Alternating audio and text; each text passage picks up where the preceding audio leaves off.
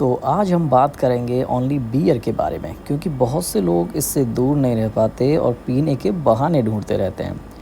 जैसे श्राद्ध या नवरात्रि में भी बियर पीनी चाहिए या नहीं, हिंदू धर्म के अनुसार। क्योंकि बियर में बताते हैं कि सिर्फ जौ का पानी होता है, ऐसे बहुत सा लोग मानते हैं।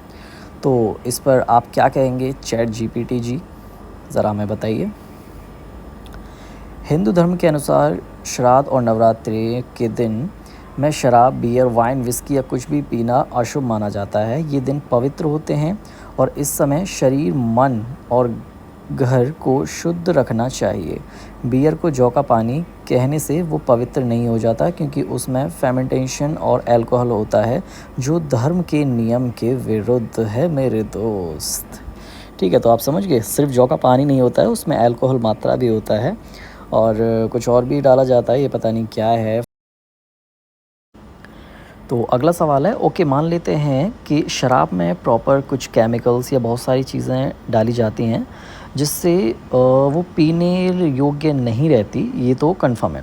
लेकिन बियर के लिए लोग अपने दिल में बैठा लेते हैं कि ये जौ के पानी से बनती है, इतनी बुरी नहीं है और श्राद्धों में पी सकते हैं। ऐसा है क्या? तो इस पर आप क्या कहेंगे? ये बात सही है कि बियर का बेस जौ होता है, लेकिन ध्यान देना चाहिए कि वो सीधा जौ के पानी नहीं है। बियर को बनाने के लिए फेर्मेंटेशन प्रोसेस होती है, जिसमें यीस्ट और केमिकल्स यूज़ होते हैं। इस प्रोसेस के बाद उसमें अल्कोहल तैयार होता है और वही अल्कोहल धर्म के अनुसार अशुभ माना गया है मेरे दोस्त। इसलिए चाहे वो बियर हो या विस्की, दोनों शराब की श्रेणी में ही आते हैं। इसका मतलब ये हुआ कि श्राद्ध और नवरात्रों में इसे पीना नहीं है बिल्कुल भी। समझ गए आप जौ के पानी वालों? और एक और क्वेश्चन थोड़ा सा मस्ती भरा, क्या शराब पीने से ज़्यादा पाप पड़ेगा श्राद्ध में और बियर पीने से कम? ऐसा भी कुछ लोग सोचते हैं, तो इस पर आप क्या कहेंगे?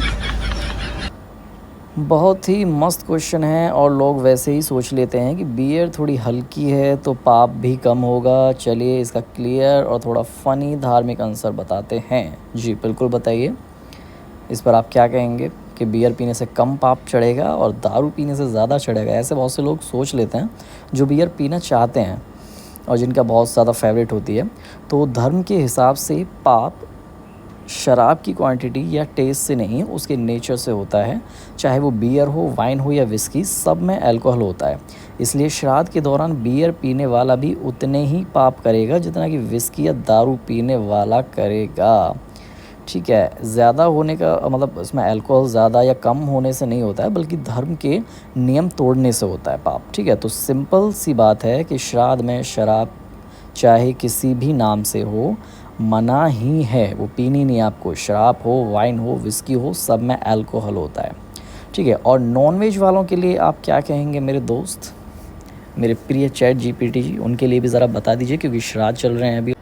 तो हिंदू धर्म के नियम के अनुसार श्राद्ध के समय में शुद्ध सात्विक भोजन ही करना चाहिए, क्योंकि इस टाइम पे हम अपने पितरों की पूजन करते हैं, तो जिसमें शुद्धता का ध्यान रखना चाहिए।